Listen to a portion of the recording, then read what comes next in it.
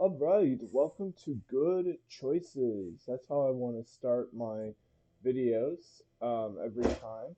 So I discussed in the last video that the choices I were making in my life were very questionable. I spent a lot on food that basically just caused me to be obese, that wasn't aligned with my values. I really don't necessarily consider myself vegan, but it makes sense to me what they're saying, and I believe that the healthiest diet is plant based. This channel is not about that. Head over to my personal channel if you want to know more about me. But I bring that up because I've been spending a lot on takeout meals that have foods in them, ingredients in them that I don't consider healthy and that I don't consider ethical necessarily, and I've been paying a lot of money for that, and it's resulted in me being unhealthy, obese, and feeling very bad, not being able to fit into my clothing, not being able to be mobile and do the activities I really love, like juggling. Head over to my personal channel to see more of that. So I want to start these videos by saying welcome to Good Choices from now on, because whenever I make a video like this, I'm not ordering takeout, I'm not eating, I'm sedentary, which is, a problem, but I can make these videos on a treadmill, which is a really good choice. I can do that in about an hour and a half from now. So, yeah, I just want to be kind to myself and be grateful for myself when I do make the right choices, and recognize how easy it is to make a good choice. I woke up today at about 3 a.m., which is earlier than usual. I went to bed a little bit earlier, but I was just binge watching YouTube videos. I am interested in basketball. I do find professional basketball interesting, but not so interesting that I should be watching hours and hours of basketball content a day, podcasts, ESPN, highlights. Really, just maybe 1 hour at most, but more like, 10 minutes, half an hour at most a day is probably enough to satisfy my interest in that. Um, there's a point where the more I watch that, the more I'm just training to become a basketball analyst, and that's really not something I'm interested in. I'm interested in training to be a IT professional, a tech bro, if you will. So let's move on to the next part of this video, which is uh, learning about Upstart. Um, So the last thing we read about was System D, which is a uh, set of tools to manage system resources and services. System D is the most widely used today. Um, I think that's still the case. Yeah, it's the most widely used today. This documentation, from what I understand, or this learning material is up to date, real time. So if you were to download 22.04 of Ubuntu, you'd be doing System D. It's probably the case for just about any Linux distribution, unless you're using an older one. Then you would be using the um, uh, legacy service manager, known as sysvinit. But nowadays, just about any distro you use, especially the real popular ones like Ubuntu, we'll be using the systemd service manager. Okay, so the next section is Upstart.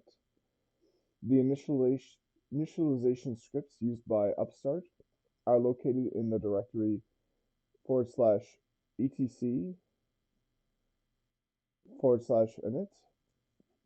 System services can be listed with command initctl list, which also shows the current state of the services and, if available, their PID number. So I'm not sure what upstart is. Let's see if this is the first instance of that word upstart in the documentation. So I need to grab my keyboard here.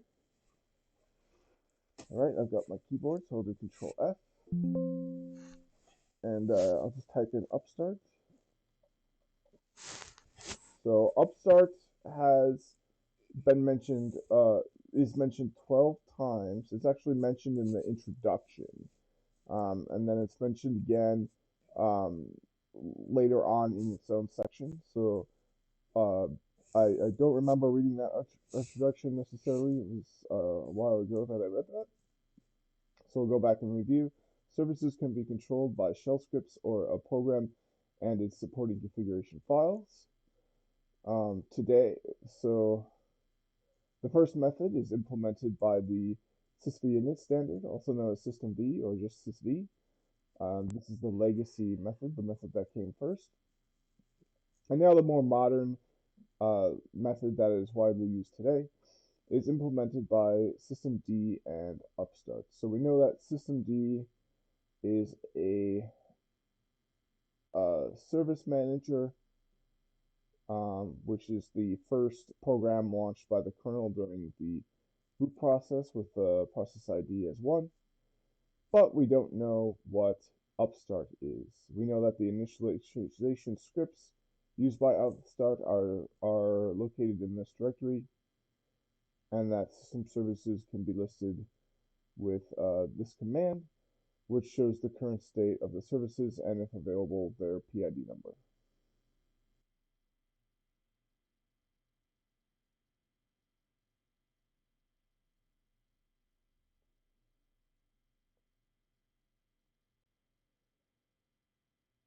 Okay, yep, so I'm not sure what upstart is. It looks like upstart might be an action. We learned in systemd this syntax uh, here that has the ID, the run level, the action, and then the process. So systemd itself has units. Um, so units are services, sockets, devices, mounts, auto mounts, targets, snapshot. A target is kind of like a run level. Um, and then, so these are the actions here. So upstart isn't an action in the same way actions are in a analogous way to actions in sysv. Okay, so I'm going to run this command here on my home lab. We did run another command to list out all the services. So the command that was run previously would be this command here, but it looks like there's another command here. Okay, so it looks like upstart is missing from my home lab. I'm still confused by what upstart is. So let's go to ChatGPT. There seems to be gaps in this documentation. There was this really funny meme on LinkedIn that I saw recently. So let's ask it, what is upstart in Linux? And the meme was a piece of documentation showing how to connect two Legos together, and it was showing that you use one Lego that only has 3 uh, uh, sections to connect to a Lego that has 4 sections, and the documentation made it very clear that the Lego with 3 sections is meant to connect to all 4 sections of the Lego of the 4 sections. So I thought that was a really funny meme because it just shows that a lot of documentation uh, varies in its quality. It looks like here we're missing a fundamental definition for what Upstart is. Um, so let's get that from ChatGPT. Upstart is an event-based replacement for the traditional init process, the grandparent of all processes that starts when a Linux system boots. It handles starting of tasks and services during boot, stopping them during shutdown, and supervising them while the system is running. Upstart was first developed and used by Ubuntu, but has also been adopted by some other Linux distributions. It introduced several new features, such as the ability to start services in parallel, which can significantly reduce boot time. It also allows for dynamic and event-driven task management, such as starting or restarting services when certain conditions are met. Um, However, as my knowledge cut off in 2021, Upstart has been largely replaced by System D in many popular Linux distributions, including Ubuntu itself. Yep, and we saw that here. We don't have an Upstart command here. We do have all the System D commands. System D provides similar capabilities of Upstart, but it has been adopted more widely, likely due to a combination of factors, including its comprehensive functionality and robust development community.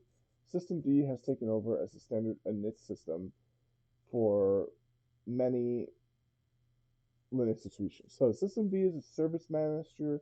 It looks like Upstart is an init system, but System D has since been uh, developed so that it includes an init system as part of its services.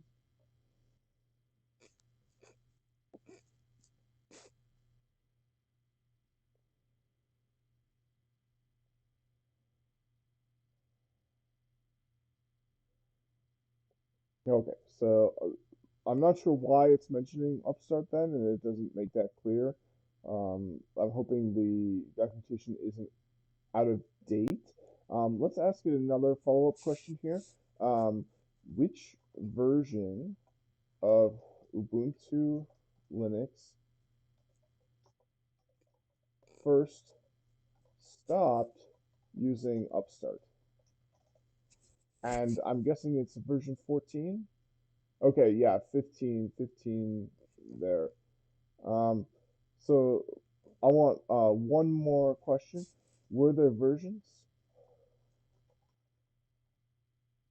where both System D and Upstart were used together?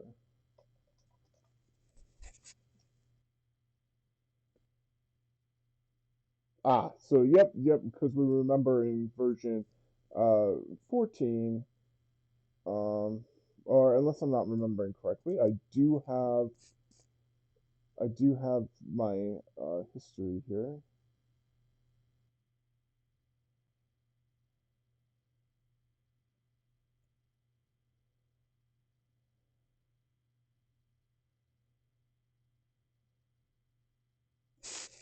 Mm, okay, it's pretty much buried.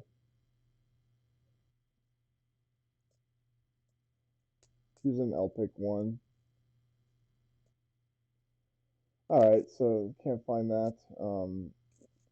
But turns out, yes, there was a transition period when both Systemd and Upstart were present in Ubuntu. This occurred in version 14.10, where Systemd was available but not set as the default init system. Upstart was still the default, but users had the option to switch to Systemd if they preferred. Um, okay, so um, okay. So the switch to systemd was part of a larger trend in the Linux community, as many other major distributions also adopted systemd around the same time or earlier. These distributions include Debian, which Ubuntu is based on, Fedora, and many others. Okay, so one more question. Is Upstart a part of sysv or an alternative to it?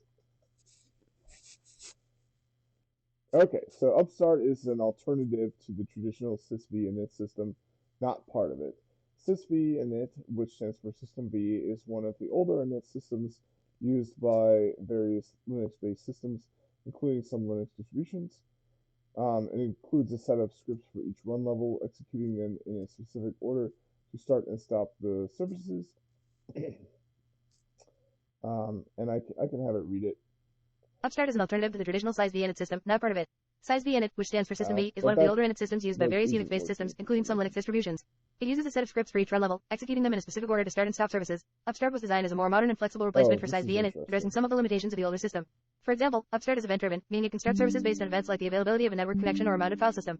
It also supports parallelization, which can potentially reduce boot time significantly. However, as I mentioned earlier, as of my knowledge cutoff in 2021, Upstart itself has been largely replaced by Upstart is an alternative to the traditional size V init system, not part of it.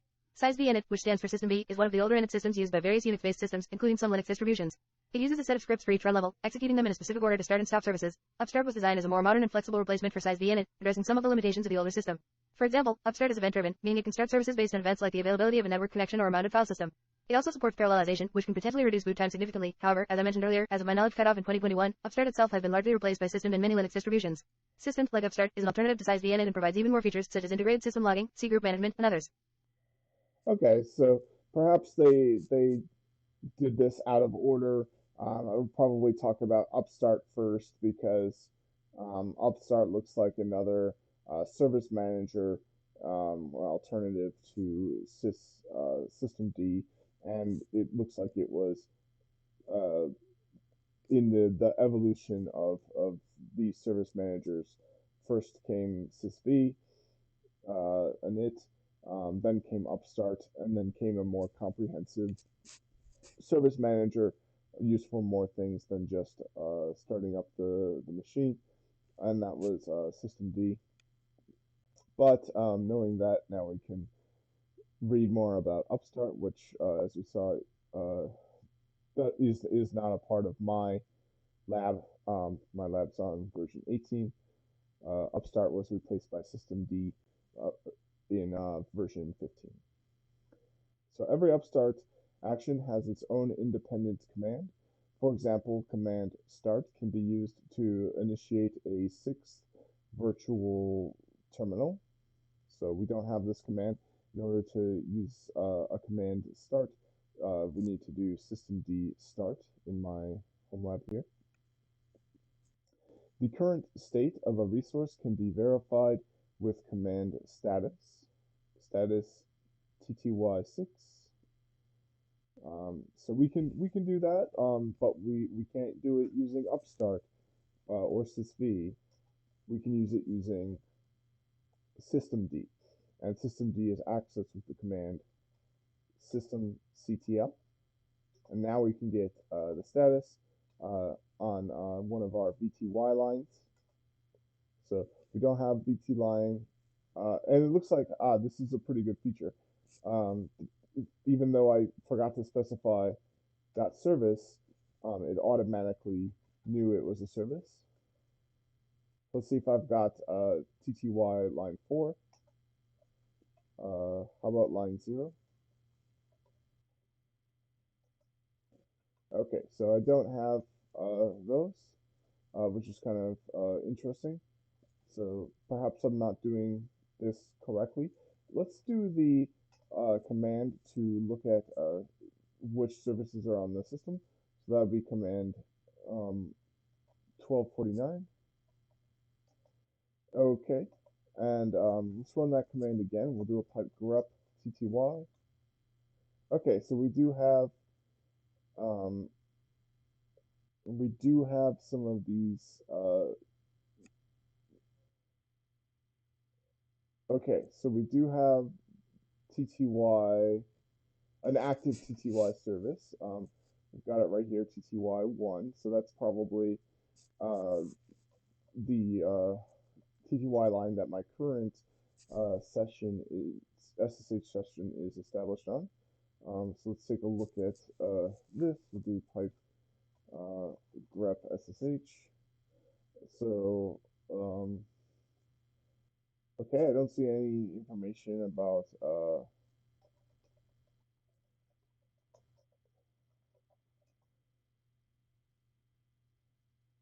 don't see any information about the current TTY line I'm on. Um, let's try to run this command again, and we're going to do GE TTY. Um,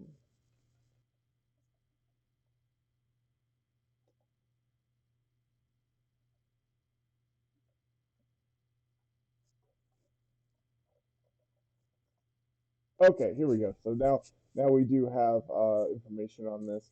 The name of this is quite a bit different um, than I was expecting, but here it is. It's the uh, same thing as this, but it's GETTY. So we can read the docs on it. Let's read the doc here.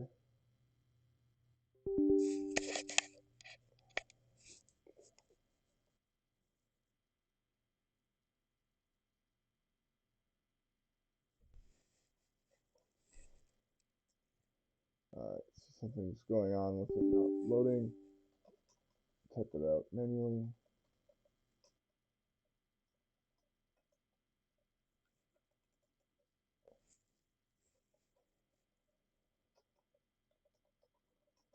There we go. Here's the doc. So it's an alternative uh, Linux Getty. Um, look at the doc for Getty. Okay, and it automatically opens that. So Getty opens a TT port, prompts for a login name, and invokes this command. You can think of this as the same thing as Linux routers, the line VTY 0 through 16 0 or 0 to 15. That's basically what we're doing here. There's really no fundamental difference besides the methods used to do it. All right, so continuing on, verified the state. You can interrupt it with a stop. I'm not going to do that because I would cut um, my service to it. I could do the restart command, and then you would see my service temporarily paused. But that's too risky for me. I don't want to troubleshoot access to my lab. Upstart does not use the / etc init tab file to define run levels, but the legacy commands run level and telnet can still be used to verify and alternate between run levels. Note, Upstart was developed for the Ubuntu Linux distribution to help facilitate parallel startup of processes. Upstart has stopped, Ubuntu has stopped using Upstart since 2015 when it switched from Upstart to systemd. So this section is kind of out of order. I wish they had talked about Upstart first and then talked about systemd so that they preserve the order of the um, development, the evolution of the development. All right, next section is shut down and restart. Then we've got the guided exercises. I'm going to take a quick break here. Yeah, we're at the 24-minute mark. It might be a good time to divide this up into another part, just in case. I don't know how long my break will take. So you know what? I'm going to do that just because in case my break is longer than I expected. I'll still have this. I think it makes sense to split up study sessions to something called the Pomodoro technique. I'm at the 25-minute mark, so Pomodoro technique, you would do 25 minutes on, then 5 minutes off. Um, so that's going to be the end of this video. This is part two. Stay tuned for part three.